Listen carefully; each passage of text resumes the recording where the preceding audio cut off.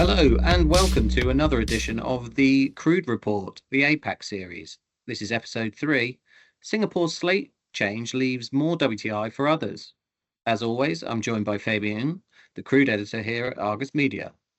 This month, we're turning our attention to a major shift at one of Asia's largest refineries, ExxonMobil's 592,000 barrel per day Jurong facility in Singapore. The refinery has halted imports of US WTI crude, a grade that until recently made up the bulk of its feedstock. Instead, it's now running almost entirely on heavier, more sour grades from the Middle East. So, Fabian, what's behind this change? Hi Adam. The shift is likely tied to ongoing upgrade works that ExxonMobil refers to as the Singapore Resid Upgrade Project. This is designed to convert low-value residual output into more lucrative products, including low-sulfur diesel and base oils. An ExxonMobil spokesperson told us that while the company does not discuss operational matters, the project is on track to start up later this year, and commissioning and startup activities are progressing well. Other market participants also told us that it is likely the refinery has switched to a heavier sour crude slate to support testing and related works. These are grades that produce more residue, which is exactly what the new upgrade is meant to process. So it appears to be a strategic move to align feedstock with the refinery's evolving configuration. Interesting. So, WTI crude, which used to be the baseload, is now completely out of the picture? That's right. WTI accounted for around 60% of Jurong's crude imports from 2024 all the way through to April this year. But since then, Kepler and Vortexa tracking data shows zero WTI imports to the refinery in May, June, and also in July. Instead, the refinery's intake is now entirely sourced from the Middle East, which previously made up only about a third of its imports. So instead of WTI, the Jurong refinery is now taking in more light and medium sour grades, like Abu Dhabi's Murban and Upper Zakum crude, as well as Qatari El Shaheen and Iraqi Basra medium. And what does this mean for the broader crude market? This sounds like it could be good news for Middle East producers. Well, in the short term, such a shift in the crude slate will definitely create more spot competition for Middle East sour grades within Asia. With Jurong now pulling more from the Gulf, regional refiners here may face tighter supply and firmer premiums for these sour barrels.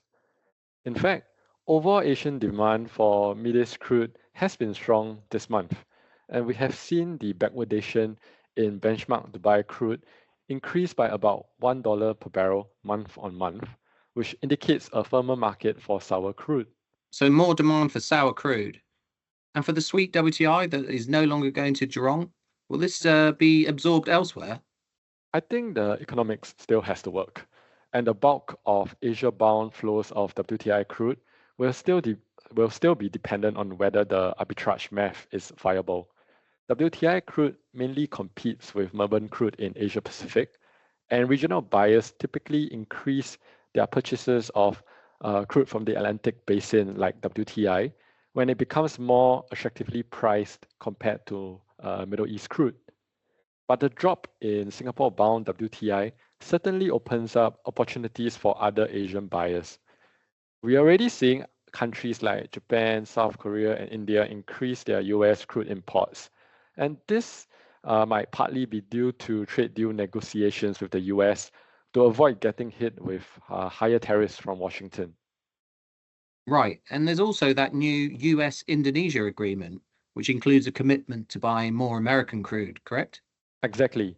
Indonesia imported just under 15,000 barrels per day of WTI and WTL in the first half of 2025, but that's expected to rise under the new 15 billion US dollar energy deal. So while ExxonMobil's shift will likely curb flows to Singapore, at least for the rest of this year, it may be offset by growing demand elsewhere in Asia, especially if the Brent Dubai EFS spread narrows and makes US crude more competitive. Exactly. And we've also heard in the last couple of days that the US and South Korea have outlined an agreement on trade, which includes South Korea purchasing up to 100 billion of LNG or other energy products.